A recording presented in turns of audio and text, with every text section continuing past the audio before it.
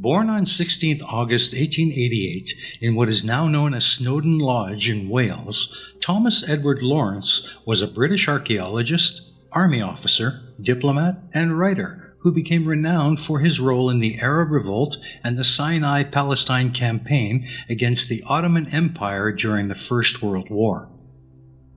His broad and various activities and associations, and his ability to write vividly about them, earned him international fame as Lawrence of Arabia, a title used for the 1962 film based on his wartime activities. He was born out of wedlock to Sarah Junor, a governess, and Thomas Chapman, an Anglo-Irish nobleman. Chapman left his wife and family in Ireland to cohabit with Junor. Chapman and Junor called themselves Mr. and Mrs. Lawrence, using the surname of Sarah's father. In 1896, the Lawrences moved to Oxford, where Thomas attended high school, and then studied history at Jesus College, Oxford from 1907 to 1910. Between 1910 and 1914, he worked as an archaeologist for the British Museum, chiefly at Carchemish in Ottoman Syria. At age 15, Lawrence and his school friend Cyril Beeson cycled around Berkshire, Buckinghamshire, and Oxfordshire, visiting almost every village's parish church, studying their monuments and antiquities, and making rubbings of their monumental brasses.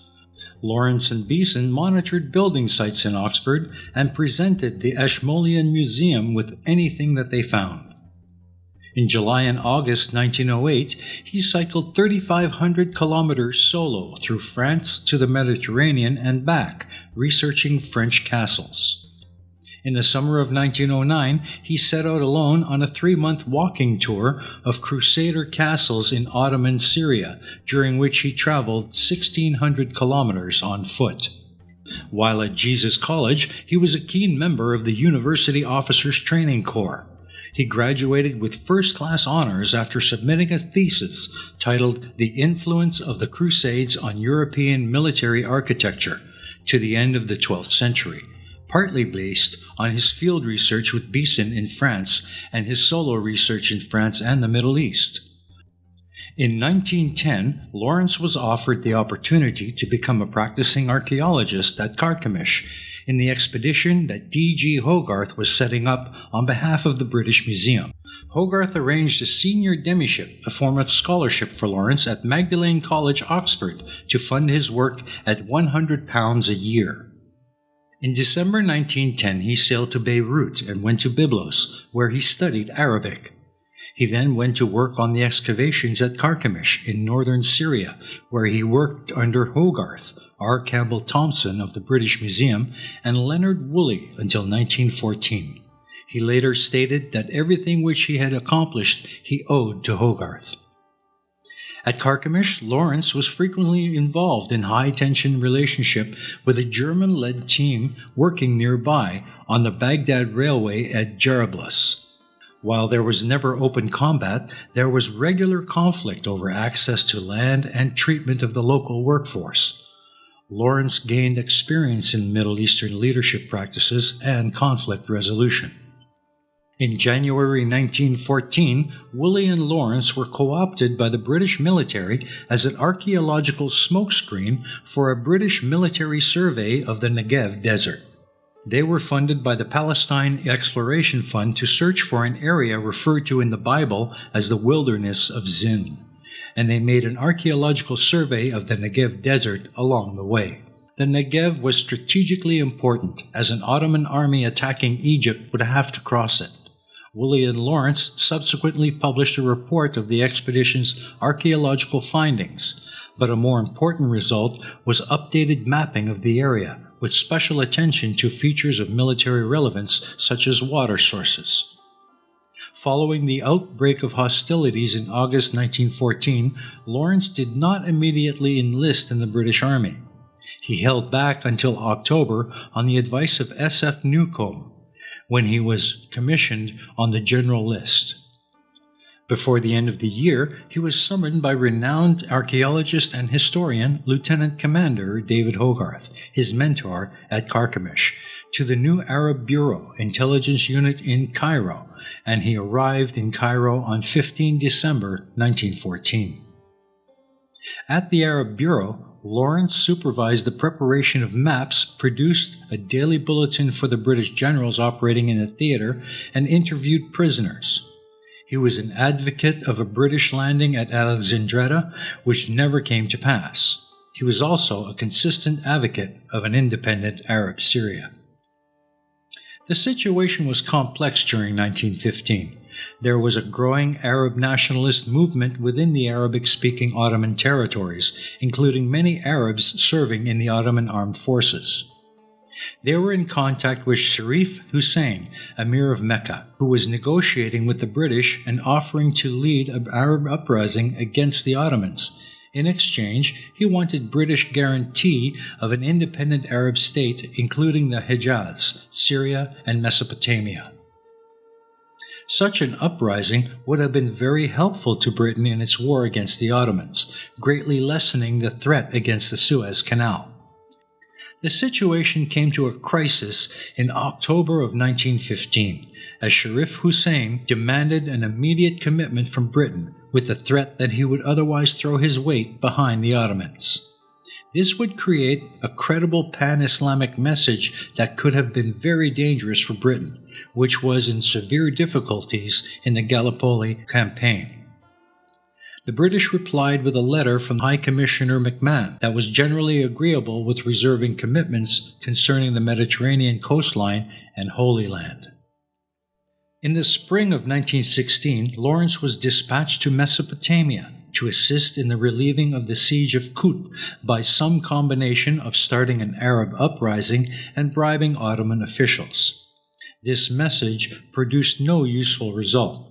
Meanwhile, the Sykes-Picot Agreement was being negotiated in London without the knowledge of British officials in Cairo, which awarded a large proportion of Syria to France. Further, it implied that the Arabs would have to conquer Syria's 4 great cities if they were to have any sort of state there: Damascus, Homs, Hama, and Aleppo. It is unclear at what point Lawrence became aware of the treaty's contents. The Arab Revolt began in June 1916, but it bogged down after a few successes, with a real risk that the Ottoman forces would advance along the coast of the Red Sea and recapture Mecca. On 16 October that same year, Lawrence was sent to the Hejaz on an intelligence-gathering mission led by Ronald Storrs. He interviewed Sharif Hussein's sons, Ali, Abdullah, and Faisal, and concluded that Faisal was the best candidate to lead the revolt. In November, S.F. Newcomb was assigned to lead a permanent British liaison to Faisal's staff. Newcomb had not yet arrived in the area, and the matter was of some urgency, so Lawrence was sent in his place. In late December 1916, Faisal and Lawrence worked out a plan for repositioning the Arab forces to prevent the Ottoman forces around Medina from threatening Arab positions and putting the railway from Syria under threat. Newcomb arrived as Lawrence was preparing to leave Arabia, but Faisal intervened urgently, asking that Lawrence's assignment become permanent. Lawrence made a 300-mile personal journey northward in June 1917 on the way to Aqaba, visiting Ras Baalbek, the outskirts of Damascus, and Azaraq, Jordan, where he met with Arab nationalists, counseling them to avoid revolt until the arrival of Faisal's forces, and he attacked a bridge to create an impression of guerrilla activity. His findings were regarded by the British as extremely valuable, and there was serious consideration of awarding him a Victoria Cross. In the end, he was invested as a champion of the Order of Bath and promoted to Major. Lawrence traveled regularly between British headquarters and Faisal, coordinating military action. The chief elements of the Arab strategy which Faisal and Lawrence developed were to avoid capturing Medina, and to extend northwards through Man and Daara to Damascus and beyond. Faisal wanted to lead regular attacks against the Ottoman, but Lawrence persuaded him to drop that tactic. Lawrence believed that the value of the Bedouin as a fighting force was defensive only, and their real sphere is guerrilla warfare. They are intelligent and very lively, almost reckless, but too individualistic to endure commands, or fight in line, or to help each other. Medina was an attractive target for the revolt as Islam's second holiest site, and because its Ottoman garrison was weakened by disease and isolation. It became clear that it was advantageous to leave it there rather than try to capture it, while continually attacking the Hejaz Railway south from Damascus without permanently destroying it. This prevented the Ottomans from making effective use of their troops at Medina and forced them to dedicate many resources to defending and repairing the railway line. In 1917, Lawrence proposed a joint action with the Arab irregulars and forces including Auba Abu Tayi, who had previously been in the employ of the Ottomans, against the strategically located but lightly defended town of Aqaba on the Red Sea. Lawrence was later involved in the build-up of the capture of Damascus in the final weeks of the war, but he was not present at the city's formal surrender, much to his disappointment. He arrived several hours after the city had fallen, entering Damascus around 9 a.m. on 1st October 1918. The first to arrive was the 10th Australian Light Horse Brigade, led by Major A.C.N. Harry Olden, who formally accepted the surrender of the city from acting governor Amir Said. Lawrence was instrumental in establishing a provisional Arab government under Faisal in newly liberated Damascus, which he had envisioned as the capital of an Arab state. Faisal's rule as king, however, came to an abrupt end in 1920, after the Battle of Maysalun, when French forces of General Garoud entered Damascus under the command of General Marino Goubiet, destroying Lawrence's dream of an independent Arabia. During the closing years of the war, Lawrence tried to convince his superiors in the British government that Arab independence was in their interests, but he met with mixed success. The secret Sykes-Picot Agreement between France and Britain contradicted the promises of independence that had been made to the Arabs and frustrated his work. After the end of the war, Lawrence returned to the United Kingdom a full colonel. Immediately after the war, he worked for the Foreign Office, attending the Paris Peace Conference between January and May as a member of Faisal's delegation. On 17 May 1919, a Handley Page Type 0400 taking Lawrence to Egypt crashed at the airport of Roma Centocelle. The pilot and co-pilot were killed, but Lawrence survived with a broken shoulder blade and 2 broken ribs. In 1918, Lowell Thomas went to Jerusalem where he met Lawrence. Thomas produced a stage presentation entitled With Allenby in Palestine, which included a lecture, dancing, and music, and engaged in Orientalism, depicting the Middle East as exotic, mysterious, sensuous, and violent. The show premiered in New York in March of 1919. He was invited to take his show to England, and he agreed to do so, provided that he was personally invited by the king and provided the use of either Drury Lane or Covent Garden. He opened at Covent Garden on 14 August 1919 and continued for hundreds of lectures, which were attended by the highest in the land. Lawrence later served as an advisor to Winston Churchill at the Colonial Office for just over a year, starting in February 1920.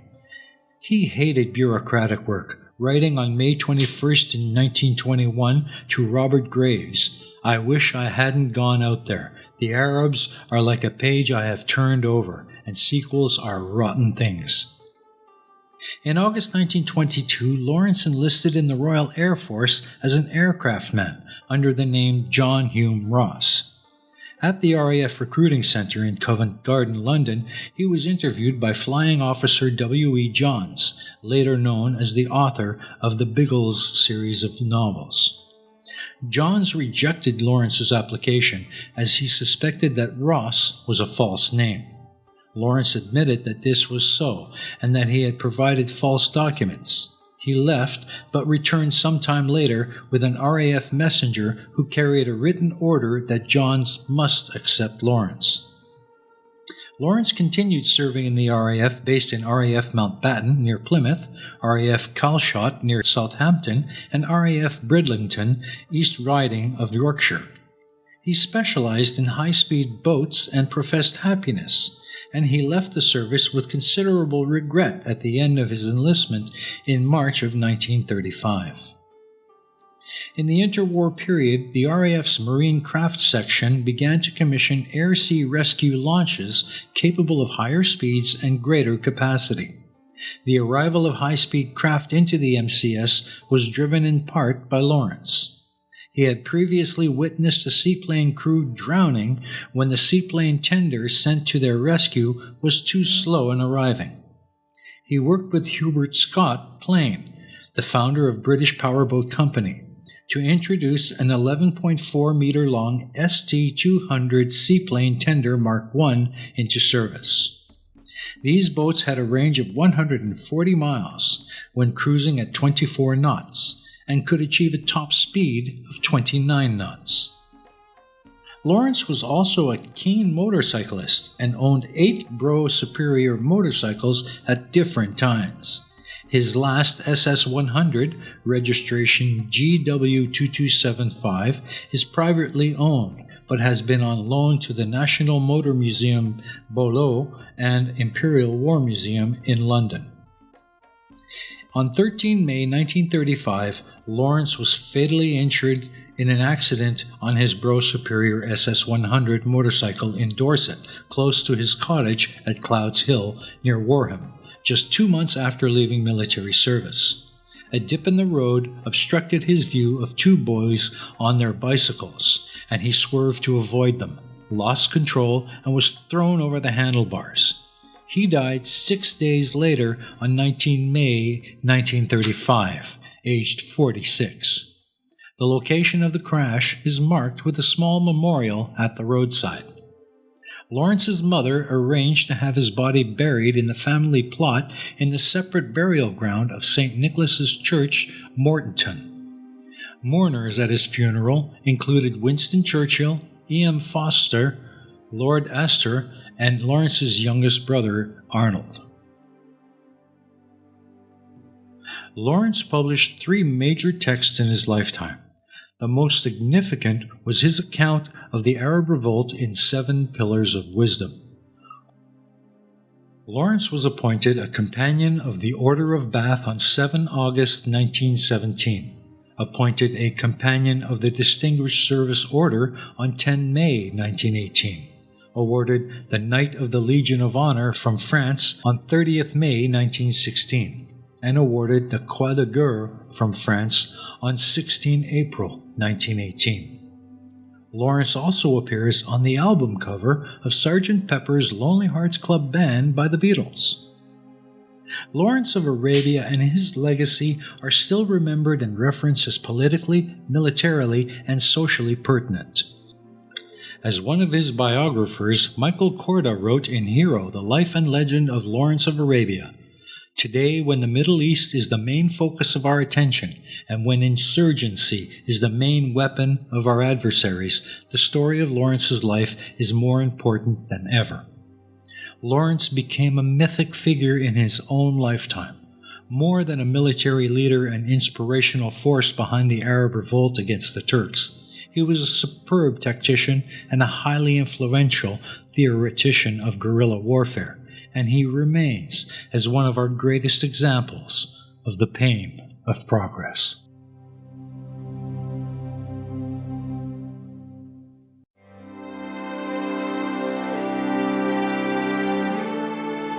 I have a dream today.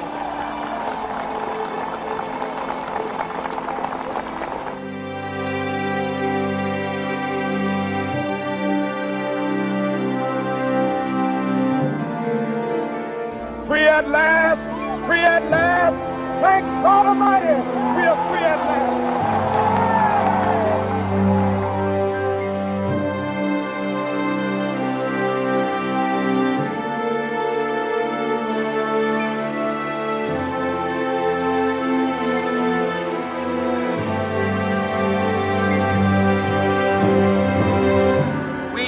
to go to the moon.